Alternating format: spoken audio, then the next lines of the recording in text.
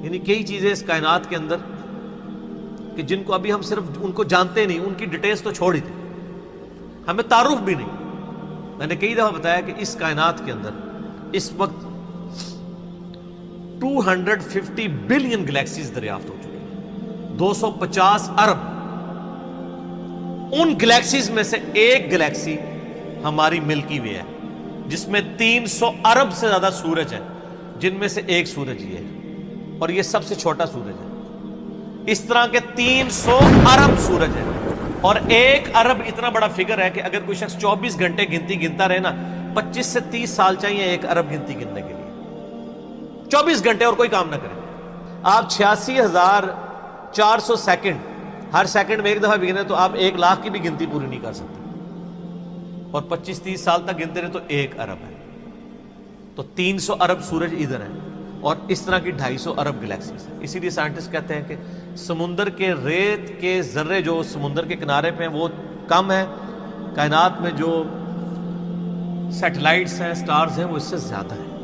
اتنی بڑی کائنات ہے سر، کوئی امیجن نہیں کر سکتا۔ اور پھر اس کے اندر جو ہارمنی ہے سر، وہ سب سے بڑی بات ہے۔ کائنات خالی بنائی نہیں، بنا کے چھوڑ نہیں دی ہے، اتنی بیلنس ہے کہ وہ کسی کے چلائے بغیر چل ہی نہیں سکتی، اتنی بیلنس ہے۔ آپ کو اندازہ نہیں ہے، پوری گلیکسیز ایک دوسرے میں سے یوں گزر جاتی ہیں اور کوئی سٹار دوسرے سے نہیں ٹکراتا، جس میں اربوں سٹارز ہوں اور وہ گزر جائیں۔ سر آج تک ہمارے آباء و اجداد میں سے کسی نے سنا ہے کہ سورج نہ نکلا ہو؟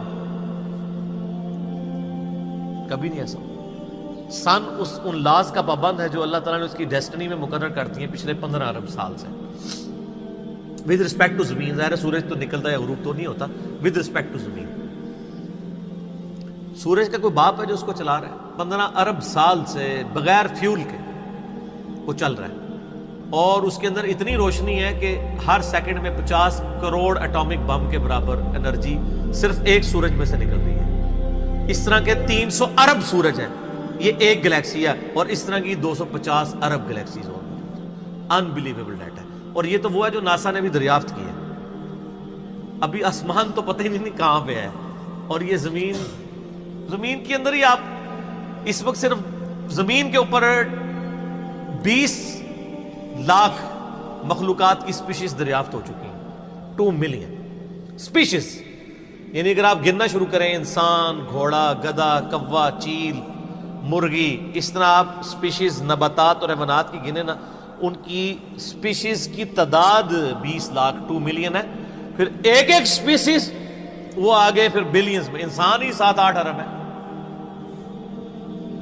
زمین پہ صرف حشرات الارض، انسیکٹس اور کیڑے اتنے ہیں کہ ہر انسان کو اگر 20 کروڑ کیڑے دے دیے جائیں، 8 ارب کے قریب انسان ہے نا، ہر بندے کو کہا جائے 20 کروڑ لے لو کیڑے، تو اس سے زیادہ کیڑے، وہ تو صرف کیڑے کی بات ہو رہی ہے سر۔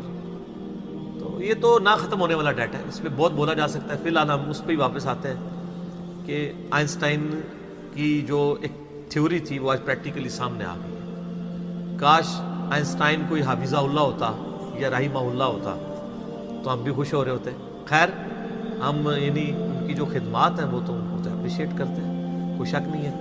والی ان چیزوں سے ہمیں یہ بھی پتہ چل گیا کہ علم غیب کسی کے پاس نہیں ہوتا، اللہ تعالیٰ ایکوائرڈ نالج کے ذریعے کسی کو علم دے دے، ورنہ یہ ساری ڈسکوریز جو آج کل کی ماڈرن ایج میں ہیں، پرانی ایج میں تو مسلمانوں نے بھی کچھ کی ہیں، لیکن ماڈرن ایج میں مسلمانوں کی کوئی دور دور تک کنٹریبیوشن ان چیزوں میں نظر نہیں آتی ہے۔ تو اس کا تعلق مسلمان یا کافر ہونے سے نہیں ہے، ایفرٹ کے ساتھ۔